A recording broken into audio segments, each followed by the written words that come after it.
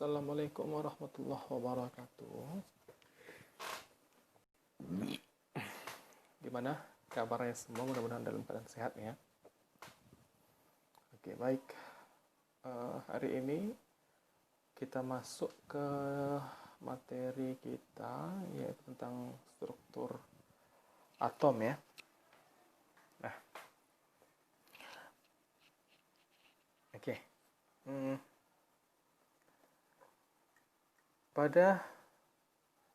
Masih ingat ya untuk model atom yang dikemukakan oleh Ernest Rutherford. Ingat ya, yang pelajaran kita dulu, pelajaran kelas 10 itu tentang teori atom.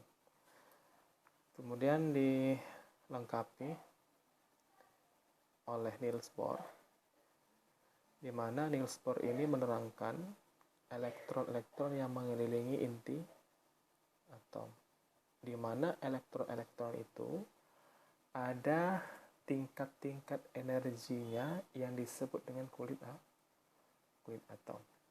Jadi kita nanti di sini akan membahas yang namanya ikatan atau elektron-elektron dalam tingkat-tingkat energi tersebut. Ya. Yang pertama kita bahas teori kuantum Max Planck. Jadi Max Planck ini ahli fisika dari Jerman. Di tahun 1900 dia menemukan teori atau mengemukakan teori kuantum Planck. Jadi Planck ini menyimpulkan bahwa atom dan molekul dapat memancarkan atau menyerap energi.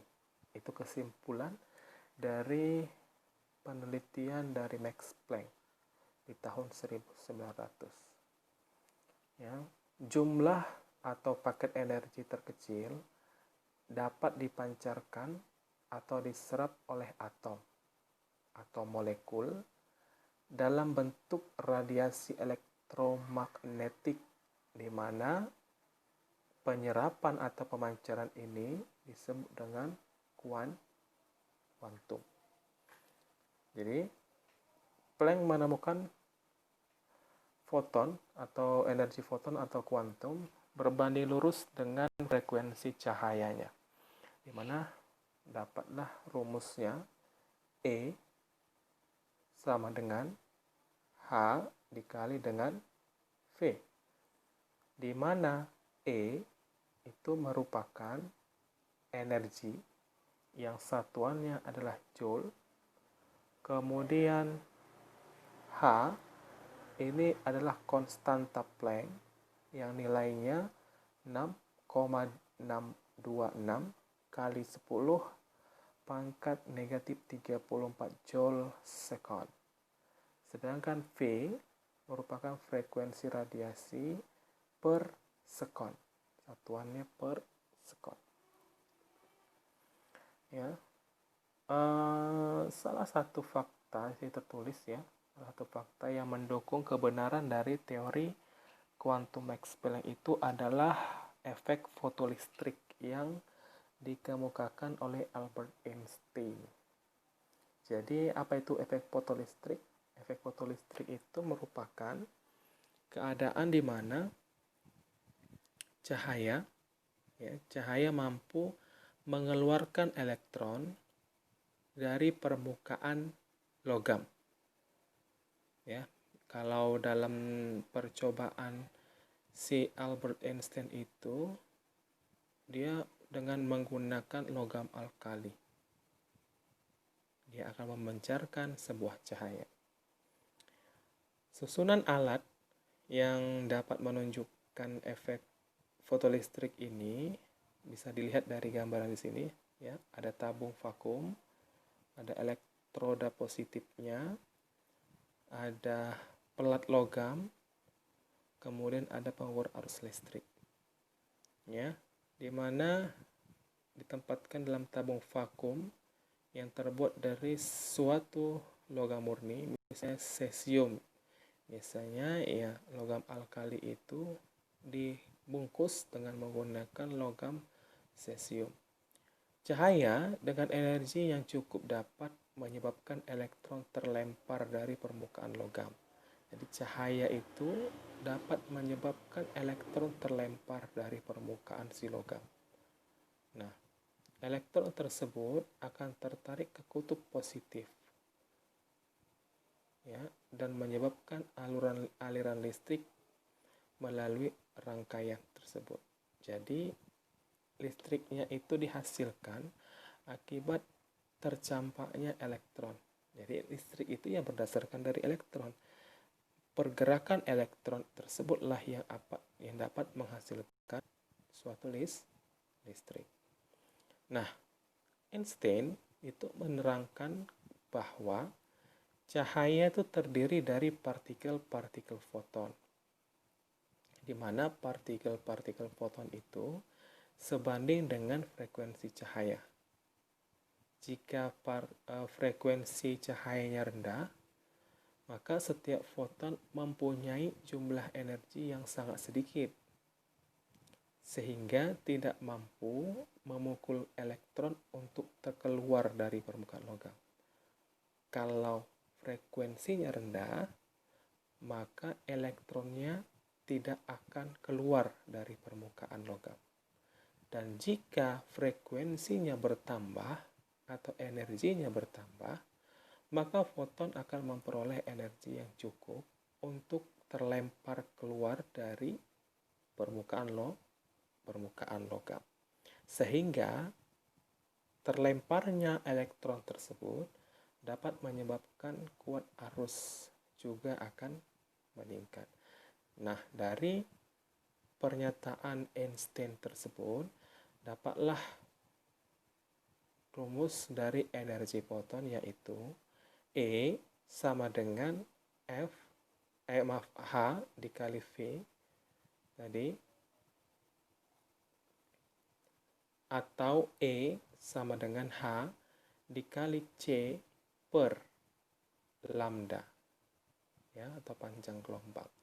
Di mana H itu adalah tetapan Planck tadi, ya, dengan nilai 6,626 kali 10 pangkat minus 34 joule detik atau joule sekon. Dan V itu merupakan frekuensi per sekon atau satuannya Hertz. Dan C itulah kecepatan cahaya dalam vakum, yaitu sebesar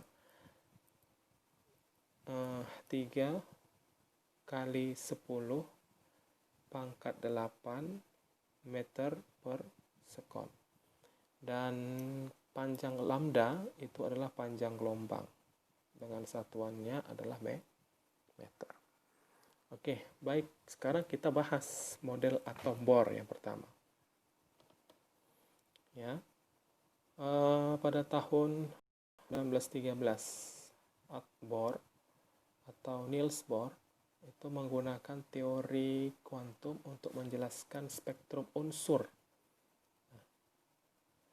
di mana Bohr memilih unsur hidrogen sebagai modelnya untuk penentuan teorinya. Ya, jadi karena atom hidrogen ini mempunyai atom yang paling sederhana, sehingga dapat mudah dimengerti jika dilakukan percobaan terhadap atom hidrogen. Satu proton dan juga satu elektron yang terdapat di dalam sebuah atom hidrogen. Nah, berdasarkan pengamatan dari Niels Bohr, unsur-unsur yang menghasilkan spektrum garis, di mana tiap unsur mempunyai spektrum yang khas. Jadi menurut Bohr, spektrum garis itu menunjukkan bahwa elektron dalam atom, ya, elektron dalam atom hanya dapat beredar pada lintasan dengan tingkat energi tertentu. Itulah teori atom Niels Bohr. Elektron hanya dapat beredar pada lintasan dengan tingkat energi tertentu. Ya, jadi pada lintasan dengan tingkat energi tertentu itu, elektron dapat beredar tanpa pemancaran atau penyerapan energi.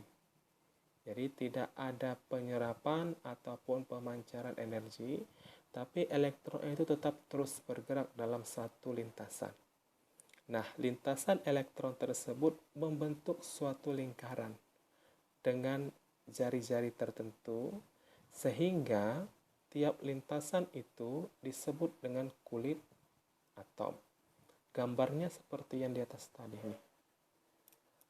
Inilah gambar daripada contoh dari teori atau model Bohr. Ya. Nah, pada keadaan normal, elektron akan mengisi kulit-kulit dengan tingkat energi terendah, yang dimulai dari kulit K, kemudian L, dan seterusnya. Nah, keadaan di mana elektron mengisi kulit-kulit dengan tingkat energi terendah, ini disebut dengan tingkat dasar atau ground state. Nah, jika atom mendapat energi dari luar, misalnya karena dipanaskan atau karena adanya perbedaan potensial, maka elektron akan menyerap energi yang sesuai sehingga berpindah tingkat energi menjadi ke yang lebih tinggi. Nah, keadaan inilah disebut dengan keadaan tereksitasi atau excited state. Ya, perpindahan elektron dari tingkat energi terendah ke tingkat energi tertinggi. Itu yang disebut dengan eksitasi state. Elektron yang tereksitasi. Perpindahan elektron dari tingkat energi yang lebih rendah ke tingkat energi yang lebih tinggi yang disertai dengan penyerapan energi.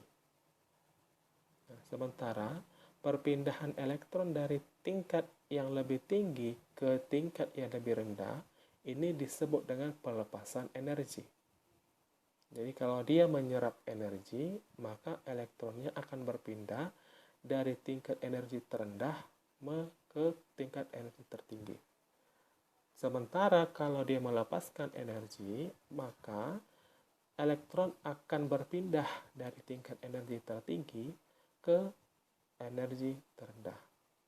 Nah, ini disebut dengan radiasi elektromagnetik atau elektromagnet. Elektron dapat berpindah dari satu lintasan ke lintasan yang lain yang disertai dengan penyerapan ataupun pemancaran sejumlah tertentu energi. Nah, kita dapat mencari harga dari selisih energi tersebut dengan rumus delta E sama dengan EF dikurang dengan EI, di mana delta E itu adalah total perbedaan energi yang menyertai perpindahan elektron, satuannya joule. Sedangkan EF ini tingkat energi yang terakhir. Apakah itu yang terakhir dia lebih rendah atau lebih tinggi? Nah, itu adalah EF. Sedangkan EI tingkat energi mula-mula, di mana satuannya semuanya adalah joule. Nah,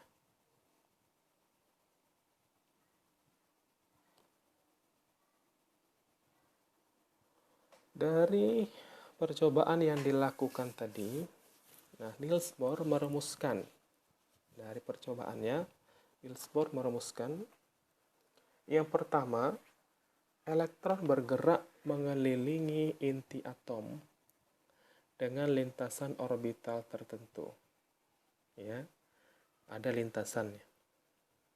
Yang kedua, selama elektron bergerak pada lintasan, maka energinya akan tetap. Dia tidak memancarkan energi. Yang ketiga, selama bergerak mengelilingi inti, elektron dapat berpindah, bisa naik, bisa turun, tergantung dari energinya, apakah dipancarkan atau diserap. Ya. Nah, karena perpindahan elektron berlangsung antara kulit yang sudah tertentu tingkat energinya, maka atom hanya dapat memancarkan energi radiasi dengan tingkat energi yang tertentu. Ya, makanya dijelaskan penyebab spektrum unsur itu merupakan spektrum garis. Dapat dijelaskan penyebab spektrum unsur berupa spektrum garis. Nah, jadi karena dia menggunakan model atom hidrogen, Niels Bohr dapat berhasil merumuskan jari-jari lintasan dari elektron hidrogen tersebut.